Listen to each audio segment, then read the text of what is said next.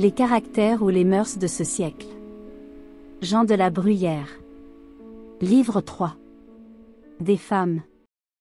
45. Une femme est aisée à gouverner, pourvu que ce soit un homme qui s'en donne la peine. Un seul même en gouverne plusieurs.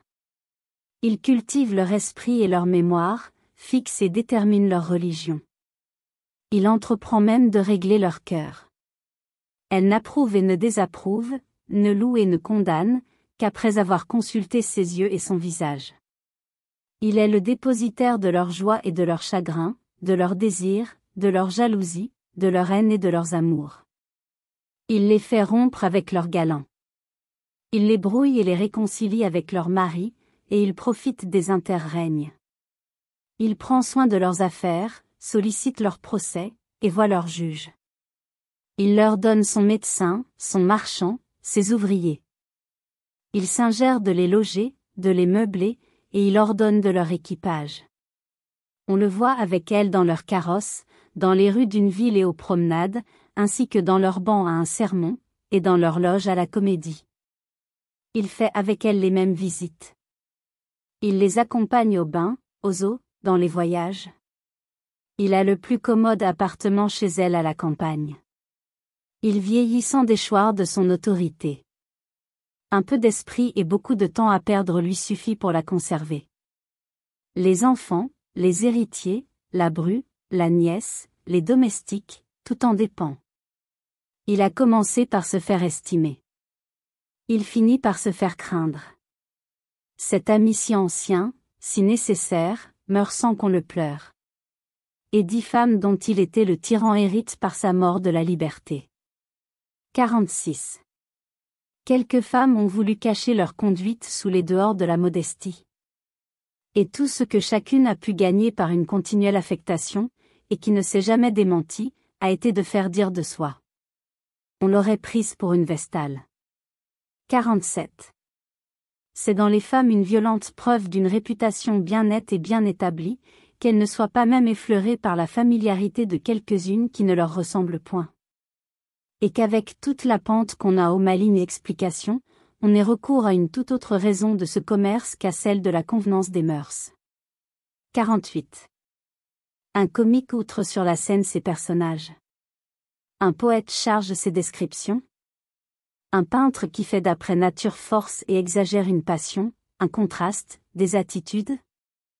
Et celui qui copie, s'il ne mesure au compas les grandeurs et les proportions, grossit ses figures, donne à toutes les pièces qui entrent dans l'ordonnance de son tableau plus de volume que n'en ont celles de l'original. De même la pruderie est une imitation de la sagesse.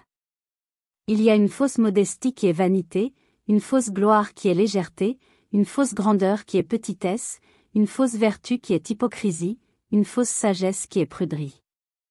Une femme prude paye de maintien et de parole. Une femme sage paye de conduite. Celle-là suit son humeur et sa complexion, celle-ci sa raison et son cœur. L'une est sérieuse et austère. L'autre est dans les diverses rencontres précisément ce qu'il faut qu'elle soit. La première cache des faibles sous de plausibles dehors. La seconde couvre un riche fond sous un air libre et naturel. La pruderie contraint l'esprit, ne cache ni l'âge ni la laideur. Souvent elle les suppose. La sagesse au contraire pâlit les défauts du corps, en oublie l'esprit, ne rend la jeunesse que plus piquante et la beauté que plus périlleuse. 49. Pourquoi s'en prendre aux hommes de ce que les femmes ne sont pas savantes? Par quelle loi, par quels édits, par quel rescrit leur a-t-on défendu d'ouvrir les yeux et de lire, de retenir ce qu'elles ont lu, et d'en rendre compte ou dans leurs conversations ou par leurs ouvrages? Ne se sont-elles pas au contraire établies elles-mêmes dans cet usage de ne rien savoir, ou par la faiblesse de leur complexion, ou par la paresse de leur esprit, ou par le soin de leur beauté, ou par une certaine légèreté qui les empêche de suivre une longue étude, ou par le talent et le génie qu'elles ont seulement pour les ouvrages de la main, ou par les distractions que donnent les détails d'un domestique, ou par un éloignement naturel des choses pénibles et sérieuses, ou par une curiosité toutes différentes de celles qui contentent l'esprit, ou par un tout autre goût que celui d'exercer leur mémoire?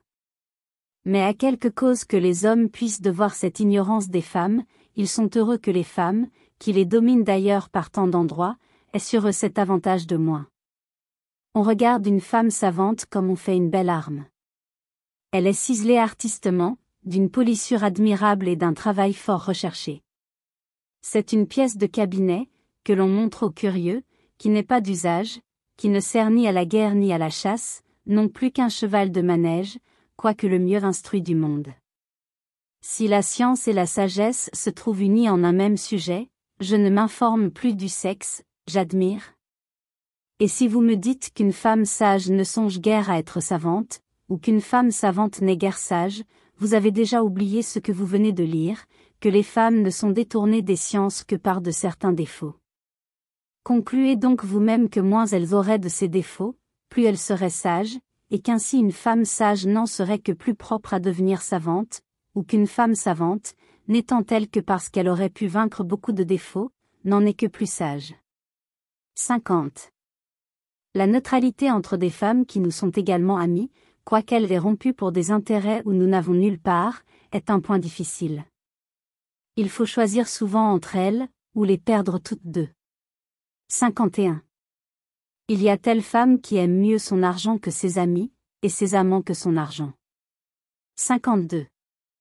Il est étonnant de voir dans le cœur de certaines femmes quelque chose de plus vif et de plus fort que l'amour pour les hommes, je veux dire l'ambition et le jeu. De telles femmes rendent les hommes chastes. Elles n'ont de leur sexe que les habits. 53. Les femmes sont extrêmes. Elles sont meilleures ou pires que les hommes.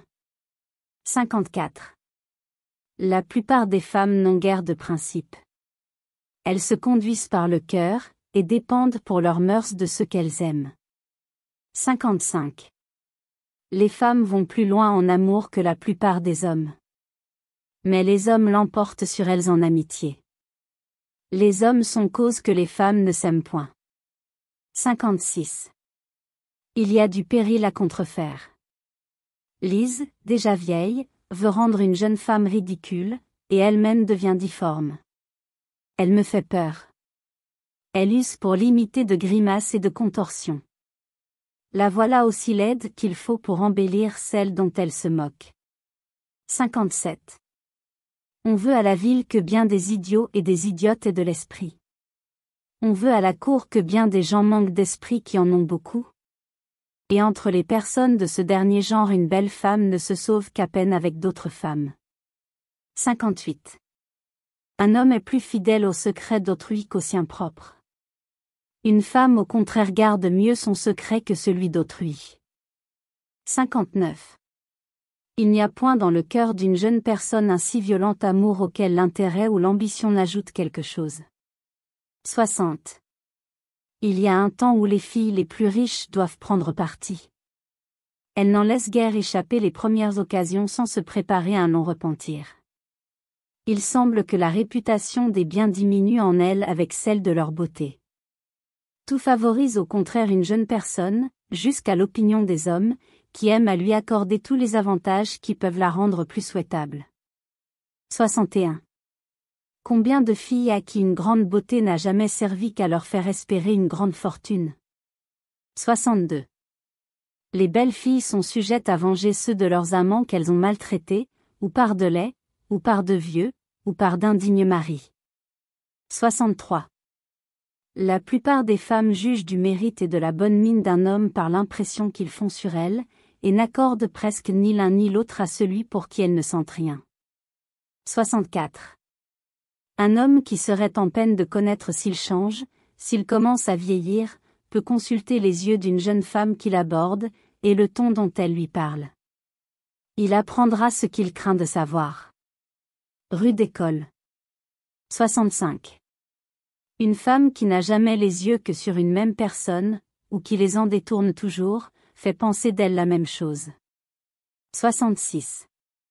Il coûte peu aux femmes de dire ce qu'elles ne sentent point. Il coûte encore moins aux hommes de dire ce qu'ils sentent. 67.